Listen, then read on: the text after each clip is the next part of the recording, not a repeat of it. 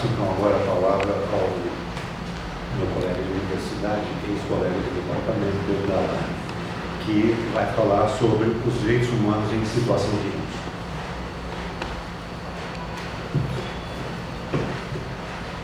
Boa tarde a todas e todos, saúde dos meus colegas de mesa, nosso diretor, professor Fabiano, professor Casella, organizador, editor deste evento. E, de maneira breve, quero ressaltar alguns aspectos que abordei em um recente evento realizado nesta casa sobre a organização da Academia Paulista de Direito, em que tive o privilégio de estar na mesa com o professor Luiz Roberto Vedovato da Unicamp, aqui presente. E pretendo, de maneira breve, como disse, apontar o que me parece nessa celebração dos 70 anos, que é o aspecto mais relevante, a meu ver, da edição deste documento notável. O professor Comparato se referiu a ele como o mais importante documento jurídico produzido pela humanidade, que é a Declaração Universal dos Direitos Humanos, né?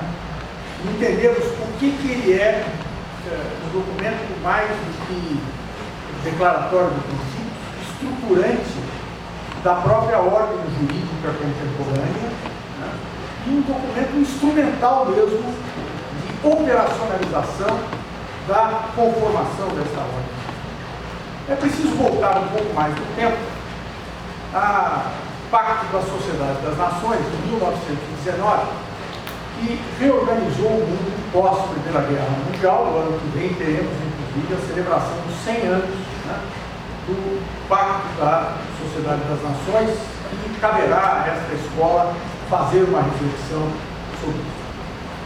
Diante dos horrores da Primeira Guerra Mundial, a comunidade internacional se reuniu em Paris para reorganizar o mundo pós-guerra e dando origem, assim, a um primeiro esforço mais estruturado de cooperação internacional com vistas à instituição de mecanismos de governança global, com a finalidade de se evitar justamente a tragédia que foi a Primeira Guerra Mundial. E, nesse sentido, cria-se a Sociedade das Nações, a partir justamente da parte inicial do Tratado de Versalhes. E o preâmbulo desta parte inicial determina justamente que a Sociedade das Nações ela se destinaria a manter claramente relações internacionais fundadas sobre a justiça e a honra, mas aplicando-as à cooperação entre as nações e para lhes garantir a paz e a segurança.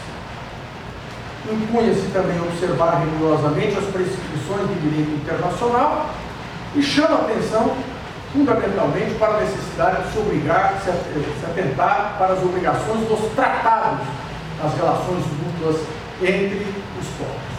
Pois bem, nesta conformação de uma ordem jurídica que se pretendia então mais eficaz no sentido de se evitar uma tragédia como aquela que se abateu sobre o mundo durante a Guerra Mundial, 14 e 18, a estrutura ainda era westphaliana, no sentido de que os Estados eram as unidades sistêmicas básicas e as obrigações que deveriam ser observadas eram aquelas de tratados internacionais, justamente a fonte em que o consentimento do Estado é uma condicionante para a sua efetividade, né? Pois bem, a história nós sabemos como se desdobrou, e os horrores da Segunda Guerra Mundial foram muito maiores do que os horrores da Primeira Guerra Mundial, né?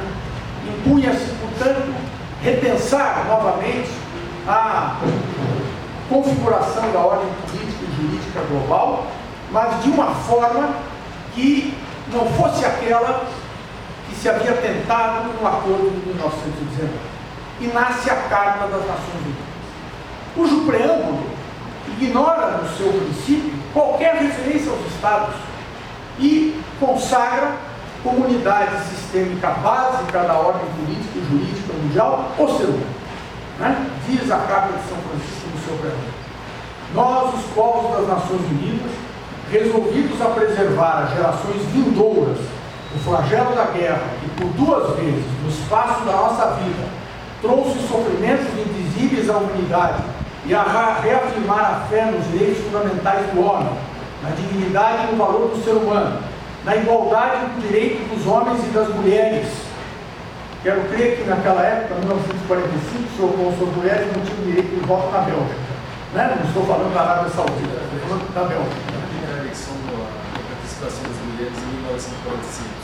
Primeira eleição. Portanto, quando a Carta de São Francisco, né, assinala os direitos humanos como a pedra angular do novo sistema global de relações políticas e jurídicas, há uma mudança qualitativa indiscutível. E a declaração nasce em 1948, ela que passa a ser elaborada já a partir de 1946, justamente como uma perspectiva instrumental para dar efetividade a este compromisso que se estabeleceu na Carta das Nações Unidas. Porque a Carta das Nações Unidas não só deu primazia aos direitos humanos, como, do ponto de vista jurídico formal, sepultou a lógica westphaliana na medida em que seu artigo 2º elenca entre os princípios a obrigação dos Estados que não fossem parte da organização de cumprir as determinações da própria organização. A organização fará cumprir suas determinações mesmo pelos Estados que não são parte da organização. Organização que é a negação da lógica contratualista que prevalecia até então. E a Declaração Universal tem como finalidade dar efetividade a isso. No seu preâmbulo, os 3 últimos parágrafos assinalam isso. Primeiro, que considerando que na Carta das Nações Unidas os povos proclamaram de novo a sua fé nos direitos fundamentais do homem, considerando que os Estados-membros se comprometem a promover esses direitos fundamentais e considerando que uma concepção comum destes direitos e liberdades é da mais alta importância para dar plena satisfação a tal compromisso, declaram, a Assembleia proclama a presente Declaração dos Direitos Humanos. Então vejam, atrás desse conceito de concepção comum está justamente essa perspectiva instrumental, né, de que houvesse na declaração um mecanismo de disseminação de padrões de atendimento àqueles direitos fundamentais que haviam sido consagrados como elemento fundamental da ordem política e jurídica que se inaugurava no pós-guerra. E isso explica por que num curto espaço de tempo, menos de 50 anos, os sistemas global e regionais de direitos humanos se desenvolveram de maneira tão efetiva. Não é por um aspecto de idealismo, porque por alguma razão no DNA do ser humano se incorporou algum elemento de mutação.